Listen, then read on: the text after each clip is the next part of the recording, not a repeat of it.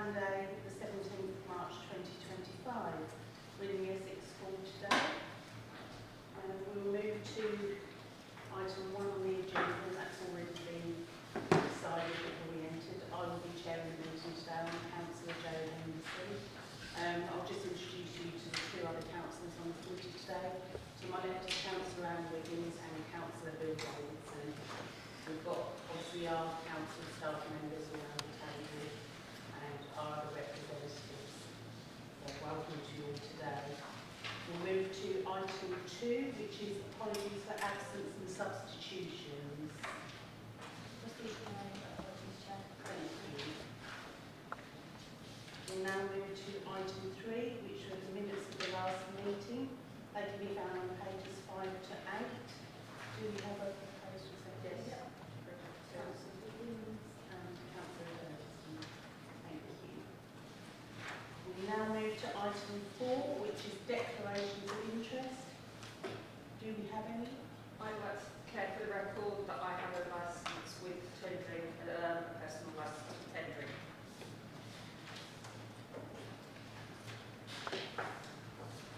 So we'll move to item 5, which is the report of the Assistant Director of Governance and Legal, A1, review of the premises licence, 139 Old Road, Clacton-on-Sea, CO153AT, which can be found on pages 9 to 128 in the agenda.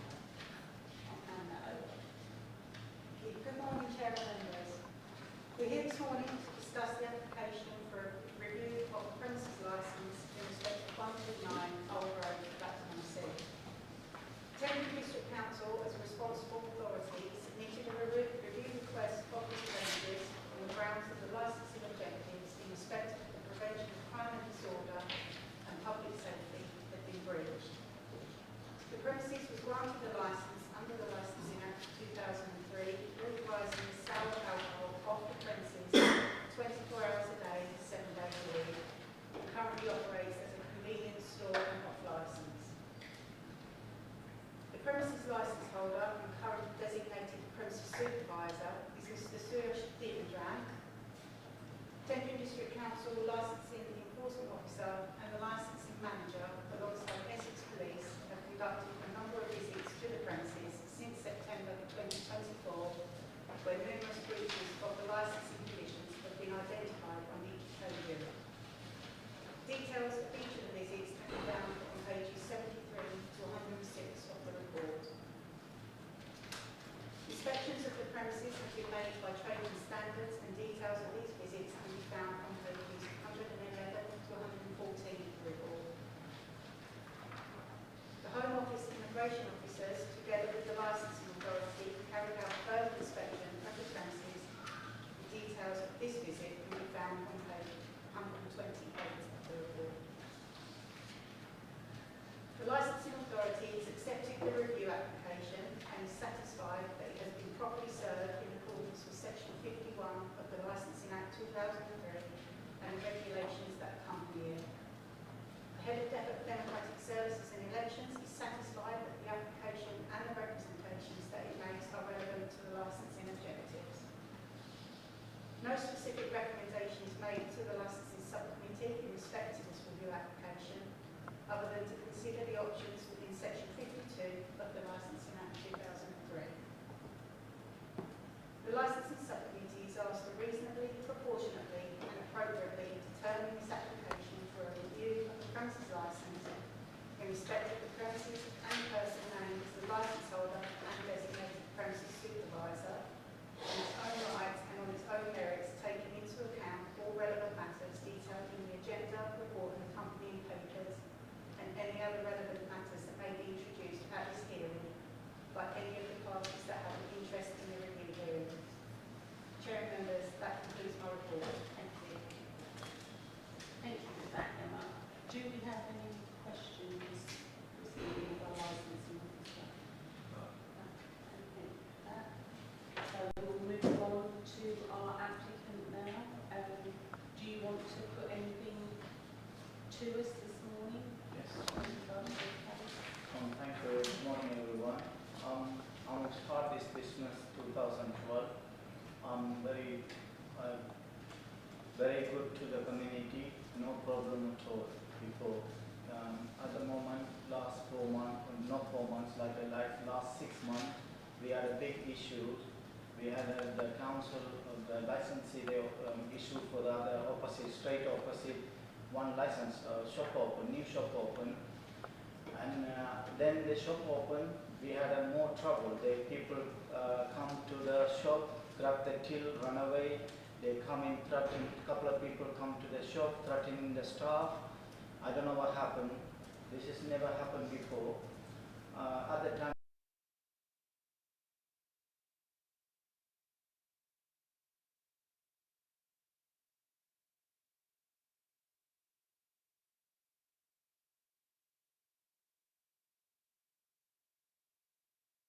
illegal immigrant, he got visa and he worked for in Harwich. He asked me to help to 30 days to 90 days to he can back to country. He asked me to the help. Then they stay. I don't know. I just wait for the home office to the reply for that. And I'm really very pleased. I asked for public or I asked for the license officers. At the moment, I'm very struggling. My shop sales. Sorry. My shop sell for the last 24 hours a day now. They keep ask for 2 people at a time. Every time 2 people, I can't manage to pay for the staff. I got the report, my shop sells 470 pounds for all 24 hours. That's a sale because massive big shop open in front of me, opposite me. I don't know. The council issued a license. I applied for them. I don't know what happened. Still, I have to challenge. Or if no one support me, I'm close the shop. And I don't know what I do. I'm always do hard work. I don't know my feeling. I don't know if I do any mistake or anything. You have to explain me. I cannot carry on. And now they control the alcohol level. And I can't sell some alcohol, and the people come to the shop, they go straight away in opposite. And I'm losing so many customers. And I start yesterday 5 o'clock evening. Yesterday, I'm just finished. I come in here and carry on because anytime the council visit, always they say 2 people. I can't manage to 2 people in the shop to pay for the wages. And the shops, anyone come to the shop, I last 2 years, no real proper stock in my stock level. That's why I'm very more struggling, not before. Thank you. Thank you, Mr. Tendring. Do you have any questions to the applicant?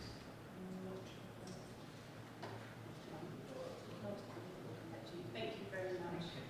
We'll now move over to our representatives that are here today. So if I could ask Mr. Chapman. Oh, sorry. Lovely. Thank you. Our licensing section. Thank you. Good morning, Chair and members. I'm here today to present the reasons for review for the premises 139 Old Road, Clacton C, and also known as the Clacton Local. Over the course of 5 premises inspections between the dates of 18th of September 2024 and the 28th of February 2025, the licensing team has consistently identified breaches of the premises licence conditions. The first inspection took place on the 18th of September 2024 as a joint operation with Home Office Immigration Enforcement. During the first inspection, it was first noted that the incorrect premises licence was on display in contravention of Section 57 of the Licensing Act 2003. A staff member known as Kilmorley Pharmacist was present at the time of the inspection and could not tell us where the premises licence was located until it was found on display by licensing manager Mark. There was no signage stating the CCTV was in operation, and officers also noted the single cans of super strength alcohol that was found on the shelves in the store, which is prohibited by the premises licence. During the inspection, it became apparent that there was no refusals log or incident book at the premises, which is used to record all refusals or persons challenged for ID related to the sale of alcohol. There was no 10-back or equivalent scheme implemented at the store either. Further to to this, there was only one member of staff found in the store at the time of the inspection. At the end of the premises inspection, I spoke with the designated premises supervisor, Suresh, on the phone and made him aware of the breaches that were identified during the inspection. During the phone call, Suresh did agree to attend Clapton Town Hall to speak with myself and the police licensing officer as well about how to move forward. The meeting was arranged with myself for the 29th of September 2024.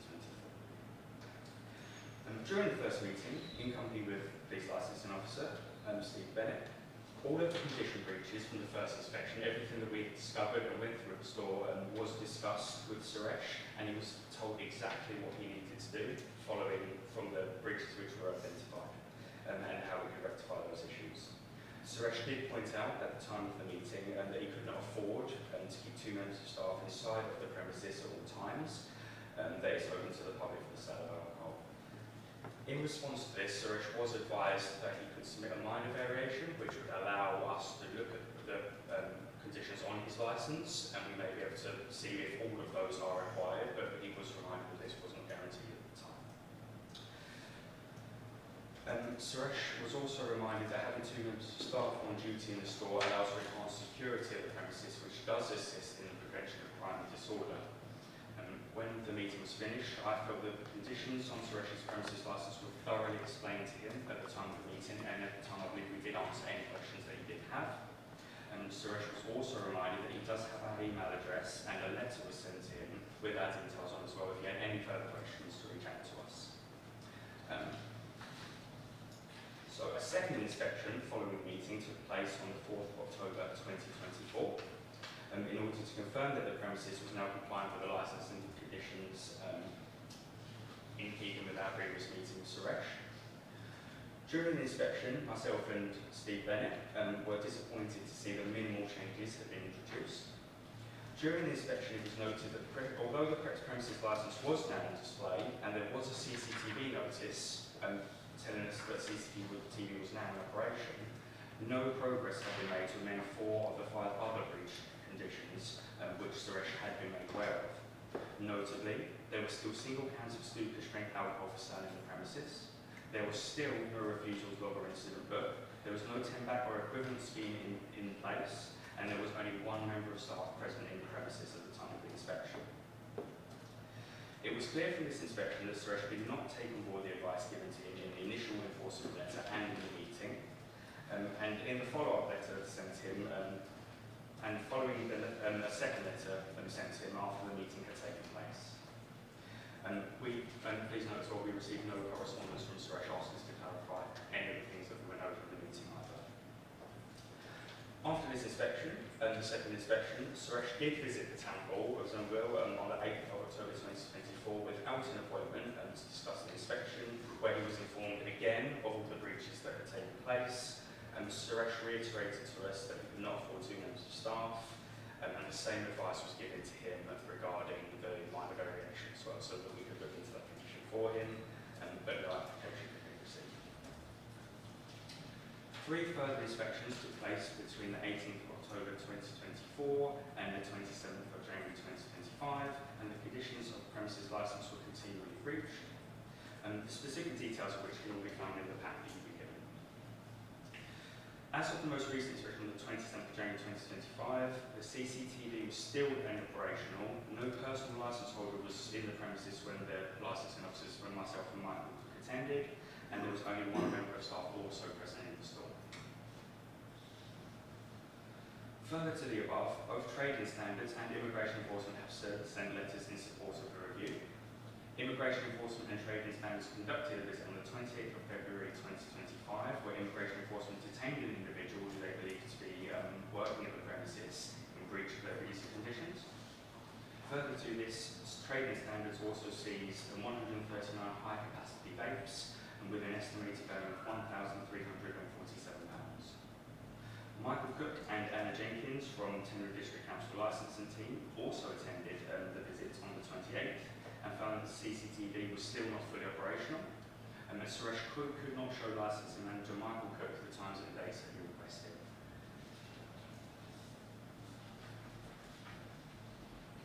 The repeated breaches of the licensing conditions at the premises in question, I believe, highlight a significant disregard for the core licensing objectives, particularly the prevention of crime disorder and the promotion of public safety.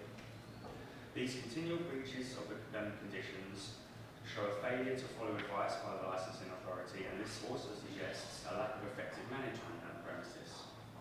As a business owner and the holder of the premises licence, Suresh has a duty to uphold the licensing objectives, but I would suggest that over the past months, Suresh has merely disregarded them. Suresh has not only failed to follow advice from the licensing authority, but he has also continually breached the licensing objectives, the prevention of crime disorder and public safety by employing illegal workers and selling illicit vapes in his store. I suggest that Suresh is not fit to hold the premises licence granted to him by Tendring District Council, and for this reason, I put forward that the premises licence for 139 Old Road should be revoked, as merely adding more conditions to the premises licence I believe would be wholly ineffective, due to the number of breaches that continue to occur. Despite the extensive advice given to Suresh, he has shown a propensity to ignore the advice and continue to allow the breaches of his premises licence conditions. Further to this, although changes have been made to adhere to the conditions on the licence, since the first inspection in September, the licence holder has shown a propensity to ignore further advice given in the number of enforcement representing. If the committee does not agree that revocation is a suitable outcome, then the licensing authority then suggests that the time in which alcohol can be sold from the premises is greatly reduced, from 24 hours a day every day. The licensing authority believes that by reducing the licensed hours, this will reduce the financial constraints on the licence holder, as 2 members of staff will be required in the store on a less frequent basis. In keeping with this request, the licence authority asks that the premises licence be suspended until a full inspection is completed of the premises, which shows that all licence conditions are met before the store is not sold. Thank you. Thank you, Anthony. Do you have any questions for Anthony at this stage? Thank you for your report, it's very concise. So we'll now move over to our trading standards. Lucy Keskin, thank you. Trading standards first interaction was the back in 2016 when we received 80 packets of illicit tobacco cigarettes on the premises. Between then and now, we've had a regular stream of retail coming in regarding the sale of alcohol and illicit tobacco on the premises. To his credit, we carried out a number of test purchase operations in that time, and we haven't had a sale on the shop. Bringing us up to date, as you've heard recently, in December, we carried out an operation where we found 10 packets of illicit tobacco behind the till, which was the his own personal cigarettes. We found a further 20 packets at the rear of the shop. All product found within the shop premises is deemed to be for retail sale. They were seized. They weren't in standardised weight packaging that you would expect. They didn't carry the health warnings that you would expect. They didn't have the customs unique identifying codes or security seals on them. So they were seized. They were referred through to, as you can see, for civil sanction, which is, as you read from the information I submitted, they come into category A. There would be the £2,500 penalty for the business. At the time, the shop was advised to remove the high capacity vapes that were on the shelves. For those of you that aren't aware, the disposable vape has a tank size of 2 ml maximum by law. That would give on typically about 650 puffs. Some brands will give up to 1,000 puffs about 2 mils. The high capacity vapes we found in the shop way above that, up to 10,000 to 20,000 puffs. So far exceeding the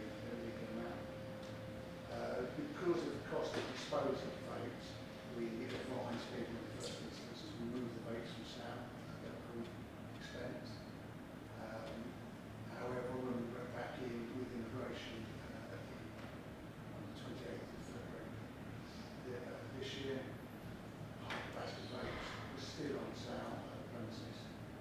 And in fact, Mr. Thumbclass said that they were new rates. The other factor from our point of view is that they don't have an economic operator's ID through the tobacco track and trace system. All people within the supply chain must have an economic operator's ID number. They don't have that, so they can't legally buy and supply tobacco products.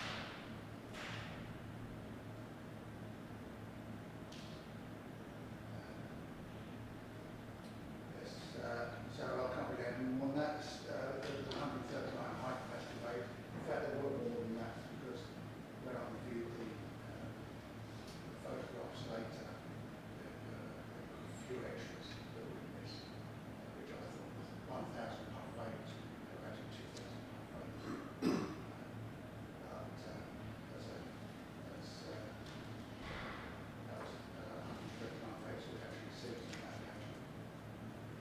Any questions? Do you have any questions? Thank you for that report. So we'll now move on to Steve Bennett from Essex Police. Good morning. I don't have a great deal to drink, but obviously I've attended on several of the licensing visits with Alfred and Michael, Mr. Crick and Mr. Smith, and we'll bring in witness of the multiple breaches on numerous occasions. Every visit there was licensing commission breaches, and Alfred's already covered with that. I'll just go through a couple of incidents in relation to crime and disorder. Just over the same period of time, we're not going to go back years. In July last year, there was 3 separate occasions, 3 nights on the trot. A female was in the short store stealing alcohol. CCTV should have covered these incidents, but that wasn't supplied for the investigating officers. Staff at the time were not willing to engage, assist in investigation any further interest in breaches, any support of the crime and prevention of crime and disorder objectives. On the 9th of September, there was a common assault on a member of staff in the premises. There should have been 2 on duty, we've already covered that on numerous occasions. There was only 1. I appreciate Suresh's thoughts on that in relation to the cost. She was on her own. CCTV again was not provided as requested, and the victim did not cooperate any further in the investigation. So that's another police investigation that was thwarted by the lack of assistance from the staff and the team. There's a nasty GBH in the shop on the 21st of September, with three persons attempted to rob the member of staff who was on duty. A member of the public assisted and tried to come to their aid and was smashed on the top of the head with the CCTV. Got the computer with a bottle of champagne, sorry.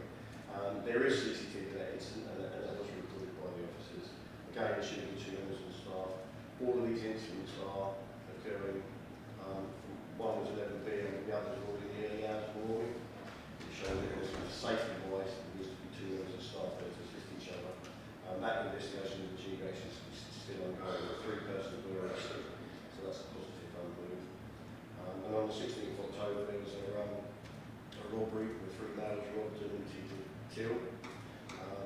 One stayed outside and 2 went inside. Again, there's only 1 member of staff on duty. This was at 3:25 a.m. in the morning. And they should have been 2 on duty, so this is another indication that they're not supporting the policing objectives because of that. And I'm, from Essex Police and Chief Officers, we would support the recommendations by licensing in relation to revocation, suspension, and again, obviously, if it was to have a new licence, we would need to have the hours reduced, the same as the licensing team.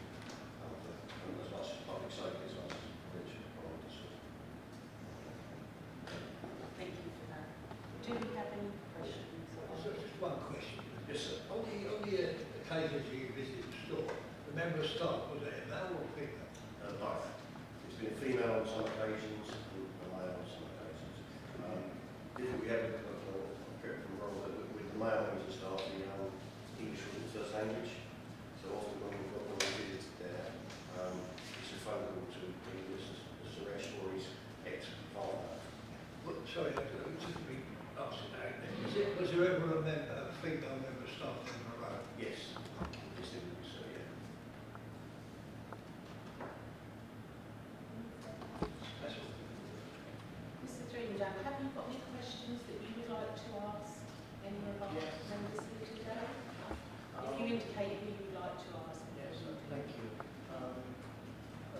they visit, when they visit, last 2 times they visit, when I'm staying, after I'm left, when they go, they visit. And 1 time they visit, I'm in a cash and carry. Just I say, okay, I'm on the way back. I leave the stock and on the way back. And I just tell the officers, my staff tell the officers I'm on the way. I'm coming. I don't know, much hours I'm staying to back 2 o'clock in the morning. I can stay for 2 people. And then 24 hours I have to come back in the morning and I do the cash and carry, I do the works and everything. That's why only 1 person is a maid taking the money. And in my phone, I can watch in the shop or the phone. When in home, I have a phone with me. Anything happen, I just watch it for the phone, the CCTV. If anything happen, straight away I come only for 3 minutes. I come.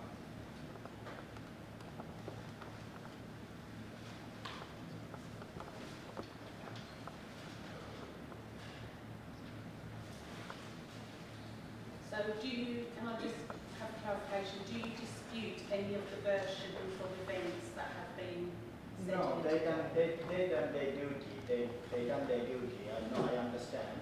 I done it. I'm just I don't know, I can't explain. I'm expecting like this today. Even my daughter's good speak English. I can arrange to her come with me. I didn't know this happened today. I think something small meeting or something. I've been expecting like this meeting, big meeting. There one thing I just to say, my license is before 2 o'clock. My license. If I can do to 2 o'clock or 24 hours, that's I need to support from the accounts officers, the license officers. I need to help. That's why I need to run the business.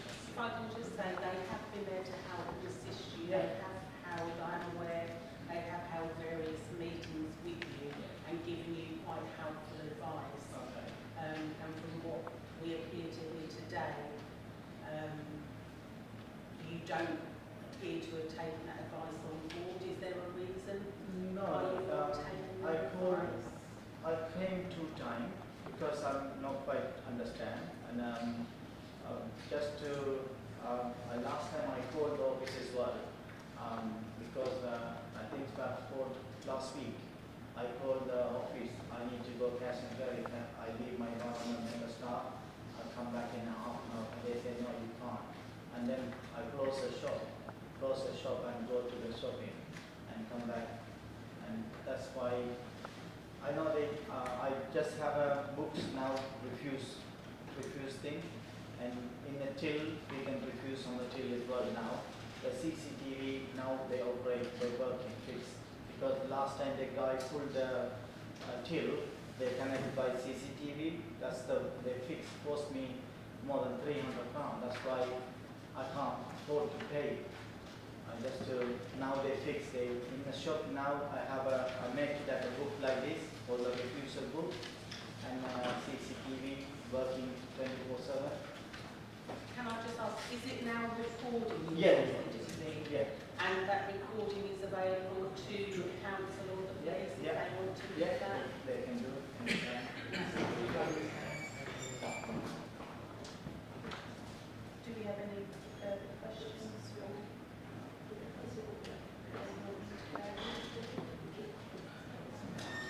Councillor Davis. Said 3 letters by TBC. You not replied to it? Oh. Reply to it? I don't know how to reply. I just send it to my daughter, and she lives in London, and I say she told me that they want to review your license. They arrange for the meeting. You can attend the meeting, ask what happened, and that's why. Mr. Freeman, can I just ask, you said you go to the shop when they call you, and you just stated you're living in London. No. Or your daughter Oh, my lives. daughter lives in London. So if your daughter's dealing with your affairs, she could come down, couldn't she? If she Yeah. understands that Because that's you're why. saying you don't understand. That's not, you know, that's not really a valid excuse if you don't understand. You know, the officers have been here to help and assist you. Why have you not taken that on board? Honestly, ma'am, I can speak English. Anyone speak, I can understand. I can't read it. I can't read English. That's why I send any paperwork come in, I send to my kids, and they reply. So when our officers, obviously together with the Essex Police and Yeah. James Sanders, when they visited your store and they've spoken to you in Yeah. English and told you what you're supposed to be doing, can you tell us why you haven't taken their advice on board and done what you've been asked to do when they've spoken to you in English? Yeah, they advised me when second visit, the sign for the CCTV, I've done in the fridge, in the main till and the front door, I put the CCTV sticker, and then I arranged for the advice for the refusal book. I arranged for that, and they told me the licensing paper on the alcohol fridge. I done that one as well, and they checked next visit. They check it, they say okay, and only they say and they find the beer and the alcohol. That's then now I told my sometime I can't take any loose packet to Kasangay. I put in the storeroom. People see it, they bring into the fridge. They put in the fridge. That's what I told them. I put the notice on the thing, don't touch this one. And that's why I done. They advised me, I follow the advice. And in the shop they put the notice, 28 days notice. They say don't remove the notice. I just follow the advice. Can I ask why you chose to still sell the high strength alcohol when your licence clearly says that you are not able to sell that type of alcohol? Why are you still selling it? I didn't, after the visit, I didn't know, before I have a 2 o'clock license, they know the same alcohol, anything I can sell.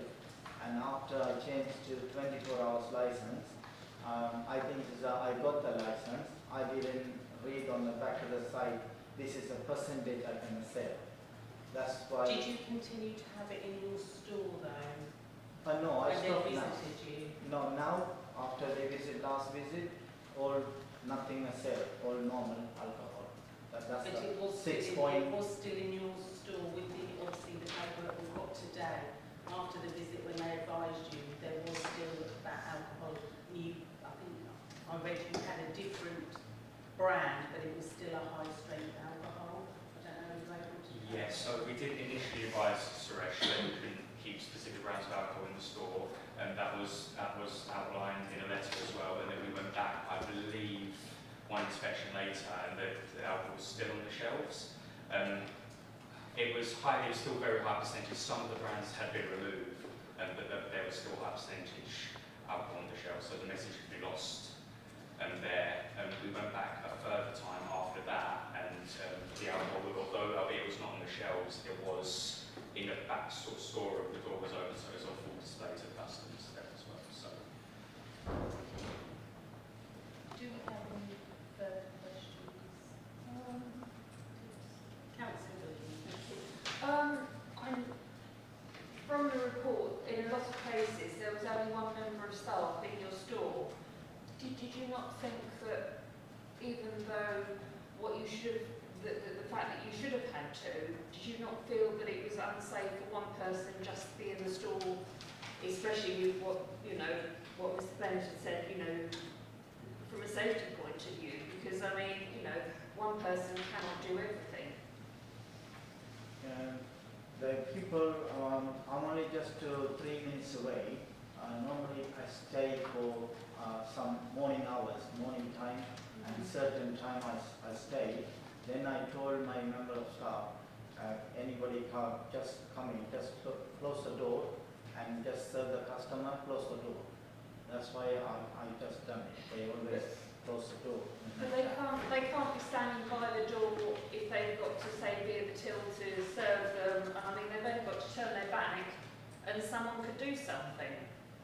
And I appreciate that you're saying that you can't afford 2 members of staff, but from the staff member that's in there, they must feel very vulnerable.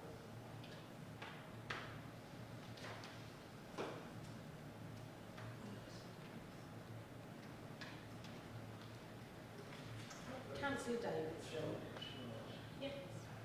Just, on this high percentage alcohol, how many times did you actually explain that this was not allowed, and on that, how many occasions? I believe I had to explain it twice. So there was the initial visit, I told them to take it off the shelves, get rid of it, and then we did the inspection, and it was still present. So I had to tell them again. But initially, normally every visit I do, I would follow up with an enforcement letter just to make sure everything is absolutely clear as well. So yeah. Just to basis, on the 18th of September we did a visit and there was high strength alcohol on sale, and then literally on the 4th of October we did another visit and the same cans and actually different cans were there, they were all high strength again, they actually rates us like a 3.5 week period apart. Yeah, thanks for that. Can I just ask you as well to clarify, Mr. Gaskin, you've been on numerous occasions with the vapes, and have you obviously spoken with the staff while you're in the store to tell them? Do you? Yeah, I mean, on the first occasion, well, I mean, on back in 2019, he was advised about underage sales of alcohol. When we visited in December, we were looking at the tobacco side, and he was advised at the time about the high capacity vapes, which I should point out here, that they are illicit, they cannot be bought from a legitimate outlet.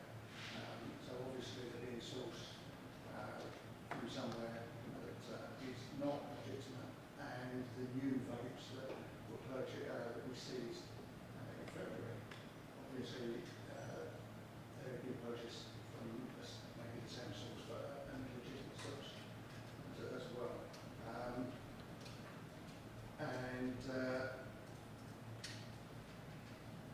What I hadn't mentioned before is that we had actually made a test purchase the week prior to our December seizure of the same cigarettes which Mr. Jones was saying that were his own personal cigarettes. Lovely, thank you for that. Thank you for that. Any questions? Those of you guys have got them?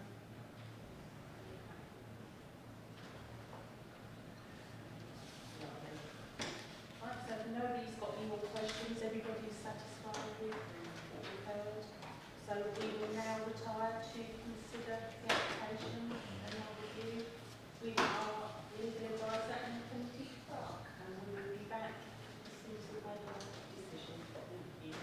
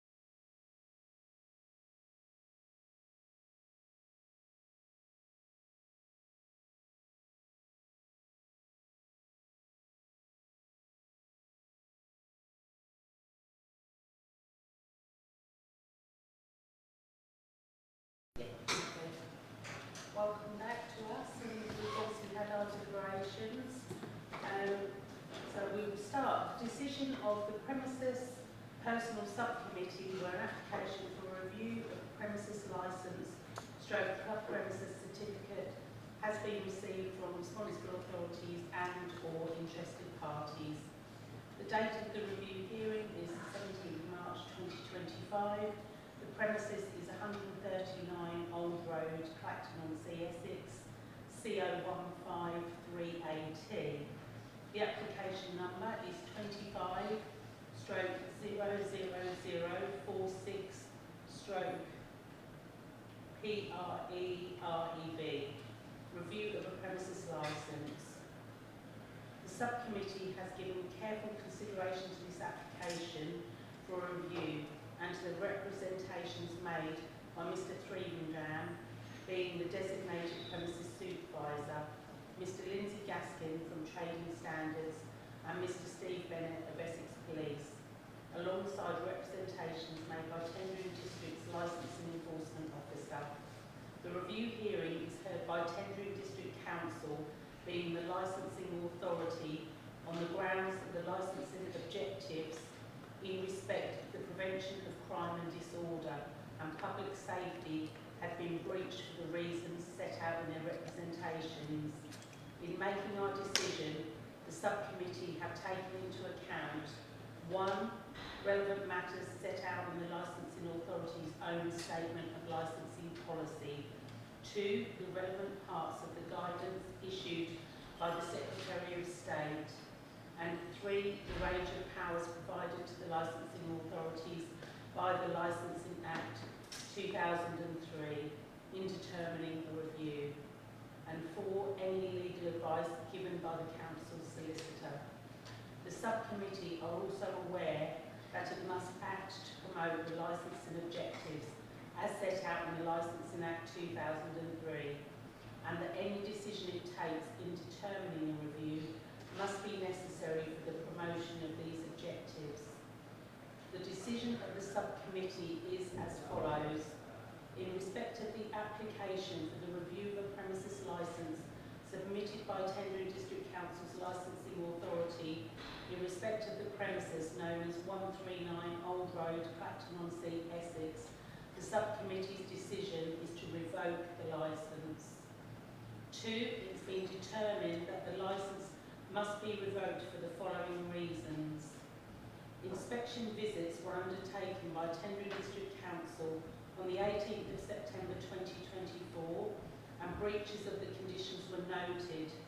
Following this visit, Mr. Tendring attended the Town Hall and confirmed receipt of the enforcement letter sent by council officers in which recommendations were made. Alongside this, the licensing enforcement officers advised Mr. Tendring of the need to comply with the licence objective and advised of the numerous breaches that had been noted following the inspection.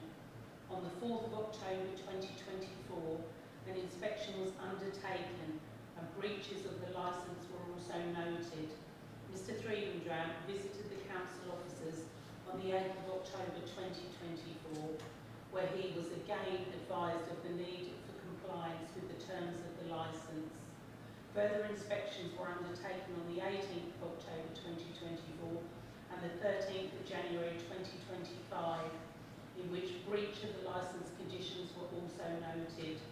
Essex Police in their representation made a number of incidents of violence, theft and disorder over recent months that stated the licence had failed to support the licence objectives of the prevention of crime and disorder and public safety. Both Essex Police and Trading Standards are in support of the review of the licence. It was expressed at the hearing there had also been incidents with the UK Immigration Office which led to the removal of an individual. Details of the subcommittee's decision will be notified to all interested parties in writing. And 5, finally, I must mention that all parties who are aggrieved at the decision of the subcommittee have the right of appeal to the Magistrates' Court.